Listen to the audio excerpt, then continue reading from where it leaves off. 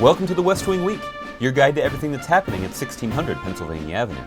This week, the President traveled to Detroit with the President of South Korea, dedicated the Martin Luther King Jr. National Memorial, embarked on a 3-day American Jobs Act bus tour, bestowed the Presidential Citizens Medal, and hosted the Norwegian Prime Minister. That's October 14th to October 20th, or right now. They're going to have to come down and explain to you why they don't have an answer for how we're putting Americans to work right now. On Friday, the President traveled to Detroit and invited his friend President Lee of South Korea. The two presidents heard from and spoke with workers who have benefited from the kind of job-creating initiatives supported by the recently approved trade agreement with South Korea. That's exactly what this trade deal is all about. 2 years ago, this plant was set to be closed down, but as part of the President's decision to restructure GM and Chrysler, it entered into a joint venture with GM Korea to invest in U.S. manufacturing and to make the new Chevy Sonic subcompact car right here in America instead of in Korea. As a result, more than 1,700 good American jobs were saved. 2 years ago, it looked like this plant was going to have to shut its doors. All these jobs would have been lost. The entire community would have been devastated. So on a larger scale, the closer economic ties between the United States and Korea are going to lead to more jobs, more opportunity for both nations. On a remarkable autumnal Sunday morning, the first family attended the dedication of the Martin Luther King Jr. Memorial on the National Mall. Nearly half a century has passed since that historic March on Washington. Look at the faces here around you, and you see an America that is more fair and more free and more just than the one Dr. King addressed that day.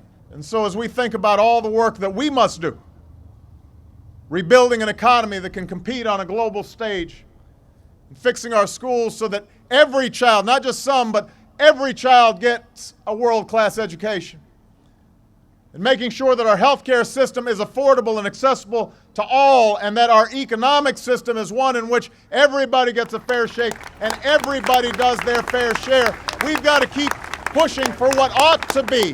On Monday, October 17th, the President kicked off his 3-day American Jobs Act bus tour in North Carolina with a visit to Asheville Regional Airport, where he discussed the need to renovate airports like these through funding for airport infrastructure and modernization proposals included in the American Jobs Act, and put people back to work right now. Those are the choices that members of Congress are going to face in the coming weeks. If they vote against taking steps that we know will put Americans back to work right now,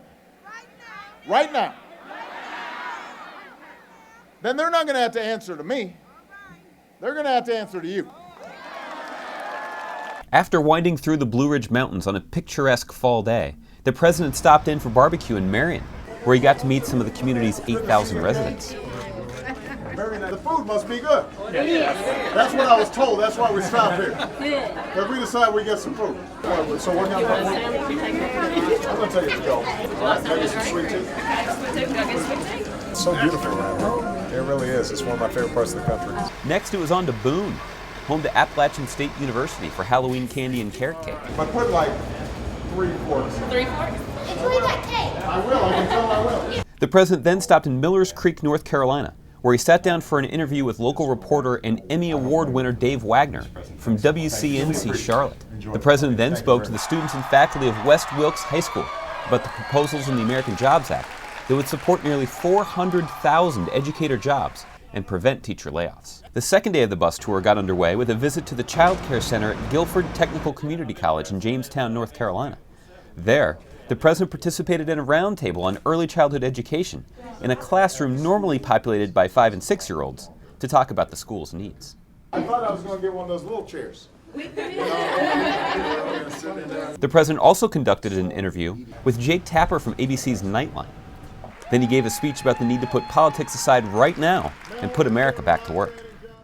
I don't care if you're a Republican or a Democrat, because we're all Americans. And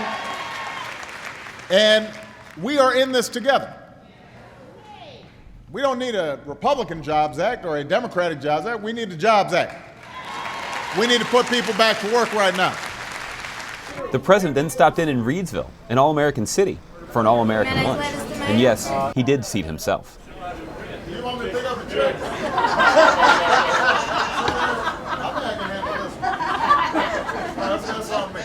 He then greeted a group of Reedsvillians who had gathered outside, including one who was waiting on the phone. Grandma?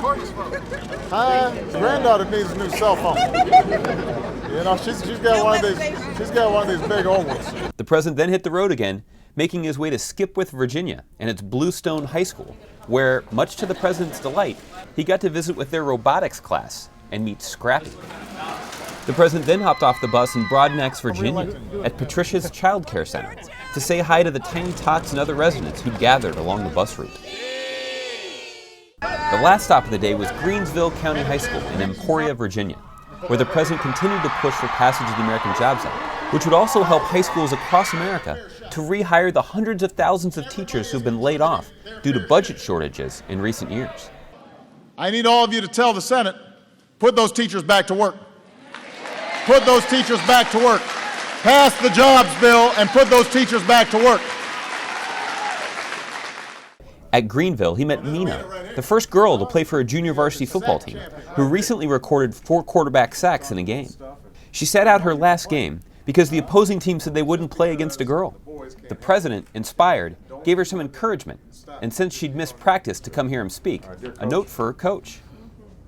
On the third and final day of the bus tour, the First Lady joined the President at Langley Air Force Base in Hampton, Virginia, to discuss the importance of helping our veterans find a job when they return home from the battlefield. As part of her Joining Forces initiative, the First Lady also announced a major private sector commitment to hire 25,000 veterans and military spouses. Now this announcement is a huge deal, which is why the President's here. It's huge enough for you to even be involved. As Michelle mentioned, back in August, I challenged America's businesses.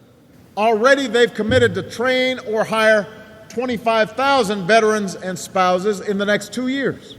The first couple then made their way to Woods Orchard Farm Stand, a 72-year-old local institution in Hampton, where they picked out Halloween pumpkins for the White House. Is that enough? How many more are you going to buy? Just down the street, they had lunch with 4 veterans at Anna's Pizza and Italian Kitchen. The president then visited a firehouse in North Chesterfield to stress the importance of keeping cops on the beat and firefighters on the job, before returning to Washington, D.C. and bidding a fond farewell to the road portion of this West Wing week. Meanwhile, the First Lady headed to St. Louis for Game 1 of the World Series, where she and Dr. Biden promoted community service efforts to support our men and women in the military and their families. Back at home on Thursday, the president spoke in the Rose Garden to the White House press corps about the breaking news reports in Libya. Today we can definitively say that the Gaddafi regime has come to an end, and one of the world's longest-serving dictators is no more. Then he awarded the Presidential Citizens Medal to 13 recipients of the nation's second highest civilian honor. Later, the Prime Minister of Norway arrived at the White House for a bilateral meeting with the President in the Oval Office. To find out more information on any of these topics, or to see complete videos of these events, go to whitehouse.gov. And thanks again for checking out your West Wing Week. These in the front of the White House, these 2 white ones. That's what the First Lady just decided, and I do what she says.